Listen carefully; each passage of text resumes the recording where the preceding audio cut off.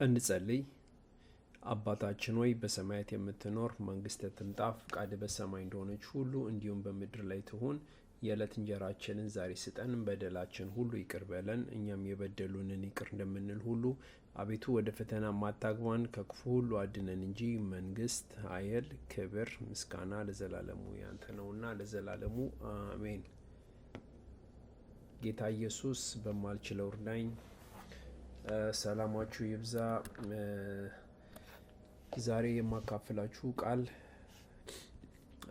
ዮሐንስ ምዕራፍ 3 36ኛው ነው። በጌታ በኢየሱስ ክርስቶስ ስም አነበዋለሁ። እንዲህ ይላል፣ በወልድ የሚያምን ሁሉ የዘላለም ሕይወት አለው። በወልድ የማያምን ግን የእግዚአብሔር ቁጣ በላዩ ይሆናል እንጂ ሕይወትን አያይም ይላል። እንደገና አነበዋለሁ። በጌታ በኢየሱስ ክርስቶስ ስም በወልድ የሚያምን ሁሉ የዘላለም ሕይወት አለው። በወልድ የማያምን ግን የእግዚአብሔር ቁጣ በላዩ ይሆናል እንጂ ሕይወትን አያይም ይላል። እንግዲህ ይሄ መጽሐፍ የሚያወራው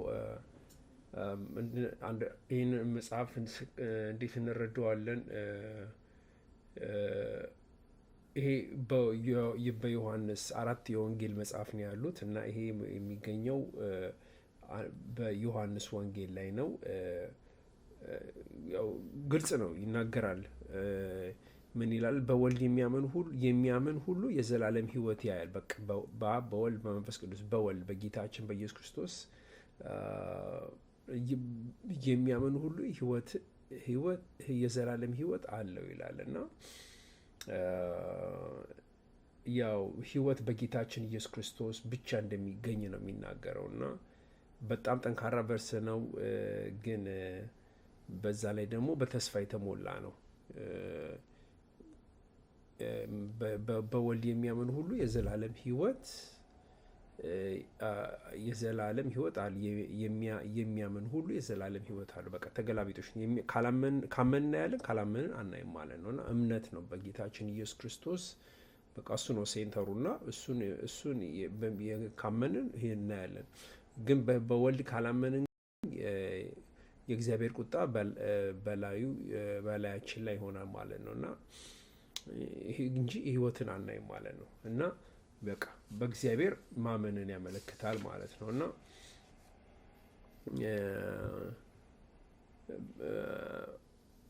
ምን ማለት ነው? በወልድ የሚያምን ሁሉ የዘላለም ሕይወት በወልድ የሚያምን በጌታ ኢየሱስ ክርስቶስ የሚያምን ማለት ነው እና በጌታችን በወልድ የሚያምን ሁሉ የዘላለም ሕይወት አለው። ያው ማወቅ ብቻ አይደለም እና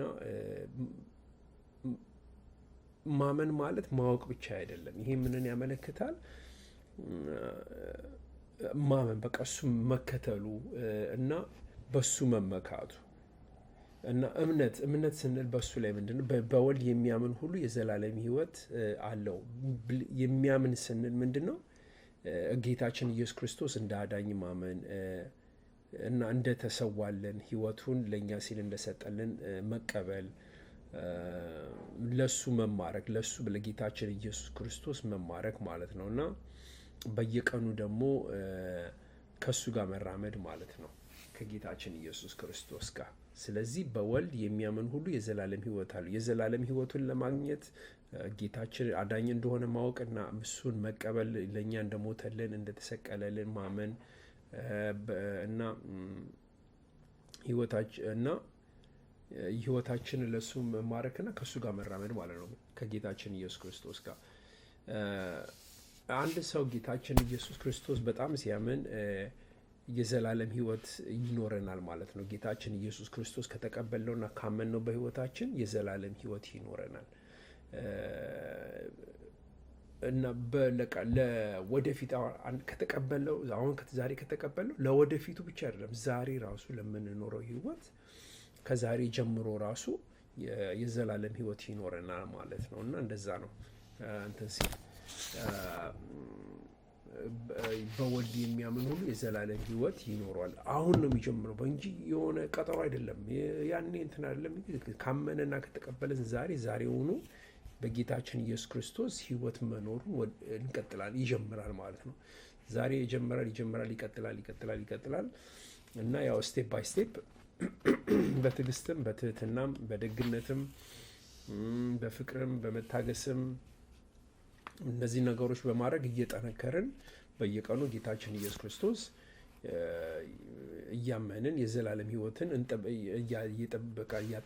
ዛሬ ከጀምረን እያጠነከርን እያጠበጠበን እንትን እያለን ወደፊት እንቀጥላለን ማለት ነው እና ሌላው ደግሞ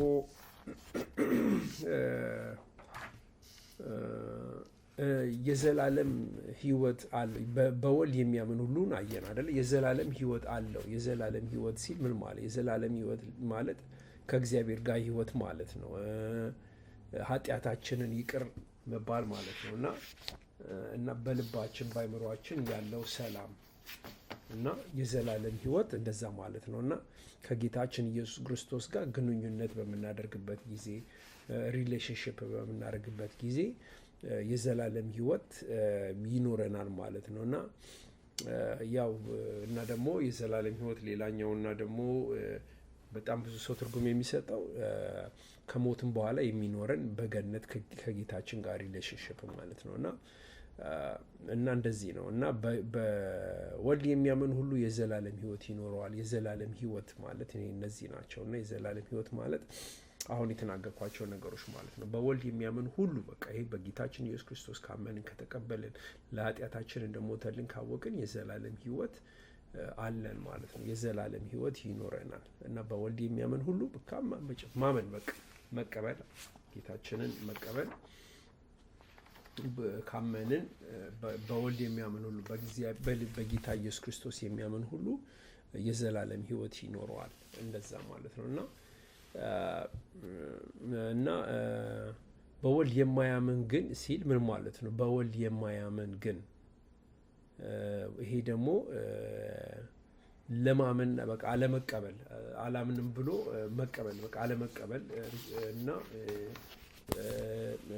ጌታችን ኢየሱስ ክርስቶስን ኢግኖር ማድረግ ማለት ነው እና በዛ ላይ ደግሞ በወልድ የማያምን ማለት ደግሞ ኃጢአትን መምረጥና በጌታችን ኢየሱስ ክርስቶስን አለመቀበል ማለት ነው። በወልድ የማያምን ስንልና በራሳችን መተማመን በእግዚአብሔር ከመተማመን ይልቅ ያው በፊሊንጋችን በእንትናችን መተማመን እና እግዚአብሔርን ከማመን በቀር በራሳችን እንትን መተማመን ማለት ነው እና ያው ይሄ ደግሞ ምን ይነግር የማያምነው ደግሞ የዘላለምን ሕይወት እንደማያይ ቅድም የተናገርኳቸው ነው። የዘላለም ሕይወት እና በወልድ የማያምን ግን በወልድ የማናምን ሰዎች ደግሞ የጌታችንን ያው የሰጠንን ሕይወት አናይም ማለት ነው እና እንደማናይ ነው የሚነግረን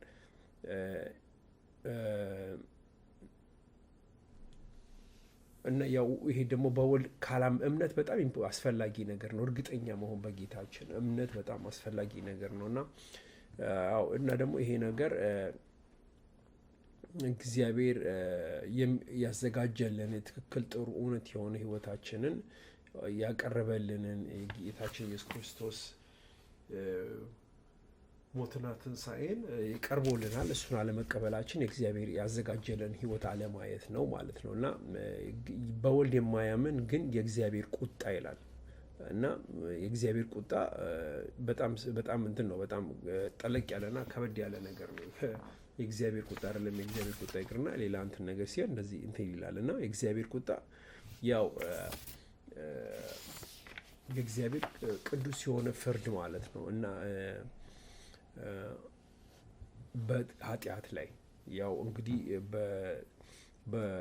በተለያየ በመጽሐፍ ቅዱስ ላይ እንደምናየው ከሆነ ከጀነሲስ ጀምሮ ያው እነ ሙሴም ዘዳግም ላይ ብዙ እንትን ላይ እንደምናየው ጌታችን እግዚአብሔርን እንዴት አድርጎ እንደተቆጣቸው እናያለን። በ40 ዓመቱ ሙሉ ተራራውን ሲሽከረከሩ አይተናል አንድ አይነት ነገር ላይ እና በተለያየ አይነት መንገድ እግዚአብሔር ቁጣውን እንዴት ይናገር እንደነበር አይተናል እና ያው የእግዚአብሔር እና ይሄ ደግሞ የእግዚአብሔርን አለመቀበሉ ኮንሲኩዌንስ አለው እና የእግዚአብሔር ቁጣ በወልድ የማያምን ግን የእግዚአብሔር ቁጣ ይላል እና በላዩ ላይ ይሄ ደግሞ በጣም እንትን ነው እና እግዚአብሔር ሰውን ይጠላል አይደለም። እግዚአብሔር ሰውን ይጠላል እያለ አይደለም። በወልድ የማያምን ግን የእግዚአብሔር ቁጣ ነው የሚለው። የእግዚአብሔር ቁጣ እና እግዚአብሔር ሰውን ይጠላል። ሰው አይጠላም እግዚአብሔር እና የእግዚአብሔር ቁጣ ላይ የሚመጣው ያው አለመቀበላችን እና የእግዚአብሔርን እንትን ስንል ኃጢአት ስናደርግ ነው እንጂ ያው የኃጢአት አንደኛውና ዋነኛው እንትኑ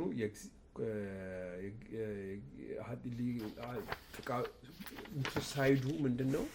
የእግዚአብሔር ቁጣ ነው። እግዚአብሔር የሚቆጣው ኃጢአት ስንሰራ ነው እንጂ እግዚአብሔር ሰው አይጠላም እና እግዚአብሔር ደግሞ እንዴት ቅዱስና የፍትህ አምላክ እንደሆነ ይሄ ያሳየናል እና በወልድ የማያምን ግን የእግዚአብሔር ቁጣ በላዩ ይሆናል እንጂ ሕይወት አያይም ይላል እና በወልድ የማያምን ግን የእግዚአብሔር ቁጣ ያል እና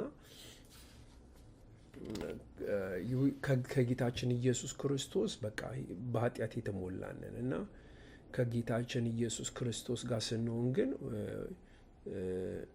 ኃጢአታችን እንዳለ ይቅር ይባላል እና ከእግዚአብሔር ቁጣ እንድናለን ማለት ነው እና ያው ይሄም ምን ይላል? በወልድ የማያምን ግን የእግዚአብሔር ቁጣ በላዩ ይሆናል እንጂ ሕይወትን አያይም ይላል። በወልድ የማያምን ግን የእግዚአብሔር ቁጣ በላዩ ይሆናል እንጂ ሕይወትን አያይም። ያው ከእግዚአብሔር ቁጣ ቀይ መብራት ነው። በቃ አታልፍም፣ ታልፋ ግሪኑ እንዲሆን በጌታችን ኢየሱስ ክርስቶስ ማመን አለብን ማለት ነው እና ይሄ ደግሞ ዋናው የዚህ ቨርስ እና ዋናው ልቡ ምንድን ነው ብለን ካየን ዋና ነጥቡ ምንድን ነው ካልን በጌታችን ኢየሱስ ክርስቶስ ማመን ነው ማለት ነው እና የዘላለም ሕይወት እንዲኖረን በጌታችን ኢየሱስ ክርስቶስ ማመን አለብን። ከተቃወምነው ደግሞ ሕይወት አይኖረንም። ጌታችን ኢየሱስ ክርስቶስ ካመንን ሰላም ይኖረናል። ከተቃወምነው እንለያያለን። በጌታችን ኢየሱስ ክርስቶስ ካመንን ደህንነት ይኖረናል። ከተቃወምነው ያው ፍርድ ይጠብቀናል። በጌታችን ኢየሱስ ክርስቶስ ካመንን ተስፋ ይኖረናል። ጌታችን ኢየሱስ ክርስቶስ ከተቃወምን ያው እናጣለን ማለት ነው፣ የጠፋን እንሆናለን እና እግዚአብሔር ሰዎችን በግድ እንዲወዱትና እንዲከተሉት አያደርግም እና ምርጫ ሰጥቶናል። በምርጫ ነው የምንደሰተው እና ጌታችን ይህንን ነው የሚነግረን እና ያው የእግዚአብሔር ፍቅር በጣም ጥልቅ ነው እና ጌታችን ኢየሱስ ክርስቶስ ልኮልናል እግዚአብሔር እና በጌታችን ኢየሱስ ክርስቶስ ካመንን ሕይወት እናገኛለን፣ ሕይወትን ደግሞ እንቀበላለን ማለት ነው እና ከተቃወምነው ግን ከጌታችን ኢየሱስ ክርስቶስ ከእግዚአብሔር ጋር እንለያያለን እና ይሄ በጣም ጥልቅ የሆነና አስፈላጊ የሆነ ቨርስ ነው። ይሄ